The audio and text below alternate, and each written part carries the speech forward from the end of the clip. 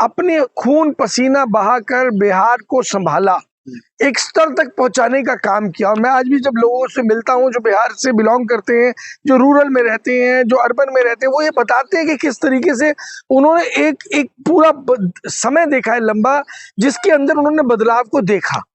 लेकिन आज न जाने ऐसी क्या मजबूरी रही, ऐसी न जाने क्या समस्या आ गई नीतीश कुमार जी के साथ में, ऐसी कौन सी दुविधा के अंदर नीतीश कुमार जी को डाल दिया गया कि आज एक मुझे ऐसा लगता है कि बेमन से या भरे मन से नीतीश कुमार जी को जो है वो इस्तीफा देना पड़ा है। तो फिर क्या लग रहा है सर, आने वाले वक्त में जो है क्या नीतीश कुमार का बेटा जो जेडीयू में शामिल हो गया है, हाँ, जेडीयू का कमान अभी संभाल रहे हैं, वो बिहार का संभाल पाएंगे? देखिए, अगर वो सीट पर बैठते हैं तो मुझे ऐसा लगता है कि नीतीश कुमार जितना बेहतरीन तरीके से बिहार को चला पा रहे थे, शायद उससे कई गुना बेहतर वो चला पाएंगे। लेकिन इसमें समस्या एक है, समस्या बड़ी गंभीर है कि भारतीय जनता पार्टी जिस भी राज्य के अंदर किसी भी क्षेत्रीय दल से विलय करती है या जिस क्षेत्रीय दल के साथ गठजोड़ करती है, उस संगठन की नींवें खत्म कर देती है, उसकी जड़ें खत्म कर देती है। वो दल कभी भी भविष्य के अंदर दोबारा चुनाव जीतना तो दूर की बात है, चुनाव लड़ने के लायक भी नहीं रह जाता। और ऐसे समय के अंदर मुझे ऐसा नहीं लगता है कि नीतीश कुमार जी के बेटे को वो कोई ऐसा मौका मिलेगा। हाँ, कोई ना कोई अनजान चेहरा, ऐसा चेहरा जिसको रिमोट से चलाया जा सके। तो फिर आने वाले वक्त में जो है आपके रिमोट वाला सरकार होगा, जैसे हमने राजस्थान में देखा या मध्य प्रदेश में देखा, अगर ऐसा मुख्यमंत्री होगा तो बिहार की जनता के साथ अन्याय हो रहा है। तो भाई, न्याय करना कौन चाहता है? आप बिहार की छोड़ो, पूरे देश की जनता के साथ न्याय चाहता कौन है? यहाँ तो गुलाम मुख्यमंत्री चाहिए, वो मुख्यमंत्री चाहिए जो सारी संपत्तियां जो है दो बेचने वाले और दो खरीदने वाले उनके नाम करता रहे। एकड़ जमीन 1 रुपए में जो बेचता रहे वो मुख्यमंत्री चाहिए। जो कोयले की खदानें उठा करके वो मित्रों को देता रहे वो मुख्यमंत्री चाहिए। रेलवे उठा करके मित्रों को देता रहे वो मुख्यमंत्री या मंत्री चाहिए। एयरपोर्ट उठा करके मित्रों को देता रहे वो मुख्यमंत्री चाहिए। तो आखिर वो मुख्यमंत्री चाहिए किसको जो जनता की बात करे? लेकिन उनके कई ऐसे सहयोगी जो मंत्री हैं, जैसे में अशोक चौधरी जी हैं, वो लगातार रो रहे हैं, कह रहे बिहार अब अनाथ होता हुआ दिखाई दे। देखिए, मैंने वीडियो जब शुरू किया तो मैंने यही बात बोली। आज बीजेपी बिहार के सिर से एक ऐसा साया उठा है, एक ऐसे युग का अंत हो चुका है कि जिस युग के अंदर बिहार को हम बढ़ते हुए देखा हमने, वो बिहार जिसको लोग अनपढ़ लोगों की जमात के नाम से जानते थे या एक गरीब राज्य के तौर पर जानते थे, टूटा फूटा राज्य के नाम से जानते थे, उसे ये मानते थे कि अपहरण, फिरौती, गुंडागर्दी के लिए जो जाना जाता था, उसको हमने परिवर्तन आते हुए देखा। लेकिन कुछ ऐसे लोग जो भारत की सत्ता में बैठे हैं जिनको ये चीजें हजम नहीं हो रही थी। तो फिर ऐसे वक्त में क्या बिहार की जनता जो है फिर से चुनाव की मांग करे? देखिए, करने से फर्क नहीं पड़ेगा।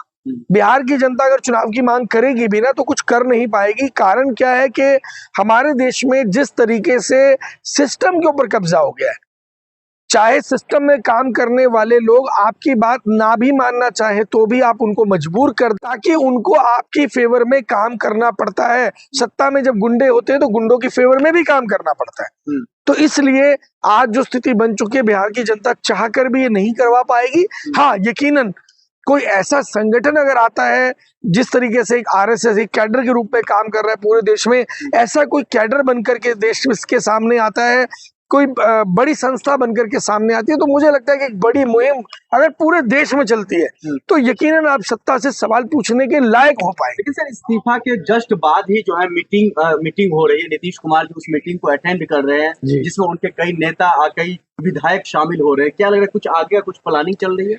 देखिए, मीटिंग में नीतीश कुमार जी गए हैं या वो नहीं जाते, ये सारी चीजें बंद कमरे में कल शाम को तय हो जाती हैं। दिल्ली में भाजपा के मुख्यालय में ये तय हो जाता है कि नीतीश कुमार जी सुबह इस्तीफा देंगे, वो उस मीटिंग में बैठेंगे या नहीं बैठेंगे।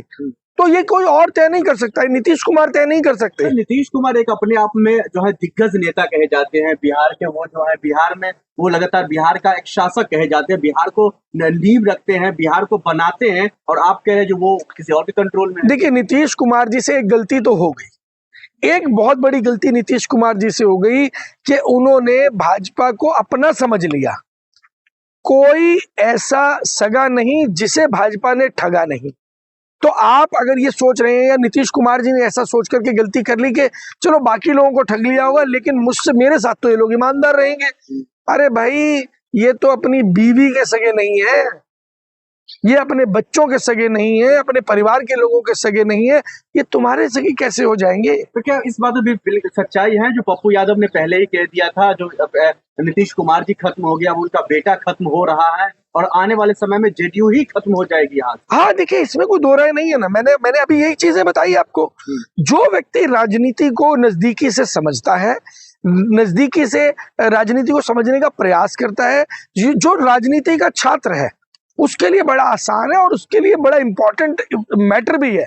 उसे समझना चाहिए कि किस तरीके से राज्य दर राज्य आप किस तरीके से किसी पार्टी के साथ जब आप कोई तालमेल करते हैं, कुछ गठजोड़ करते हैं, तो उसके बाद में किस तरीके से आपके आसपास के पर काट दिए जाते हैं। पहले आपके आसपास के लोगों को पहले काट दिया जाता है, जब धीरे धीरे वो लोग हट जाते हैं या उनको फंसा लिया जाता है, ट्रैप में डाल दिया जाता है, अलग अलग तरीके से फंसा लिया जाता है, तो आपको सूचना दे दी जाती है कि आपके आसपास अब कोई नहीं है।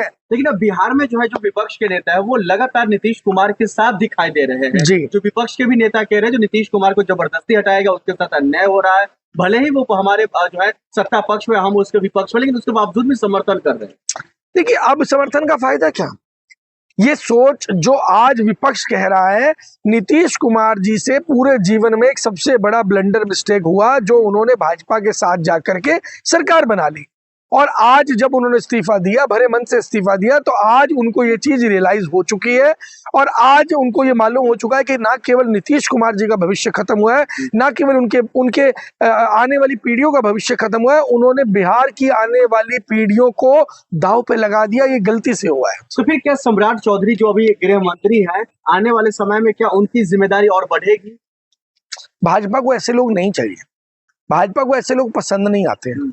भाजपा को केवल वो लोग पसंद आते हैं कि रिमोट कंट्रोल से जो चलते हैं, जो दिखते ना हो, जो जनता में दिखते ना हो। अगर वो क्राइम भी कोई करे तो लोग पहले ढूंढने गए, अरे कौन है वो, हम तो जानते ही नहीं, हमने तो कभी नाम ही नहीं सुना।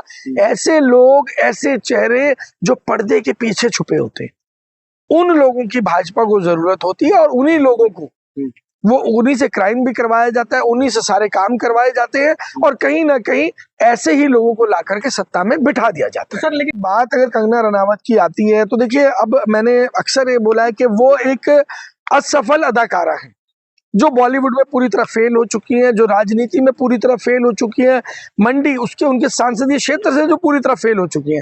अब समस्या क्या है कि उनको कुछ ऐसी जो इनपुट मिली कि अगर आप चर्चा से भी खत्म हो जाएंगी तो आपका भविष्य खत्म हो जाएगा। तो चर्चा में रहने के लिए कुछ ना कुछ तो कहना ही पड़ेगा।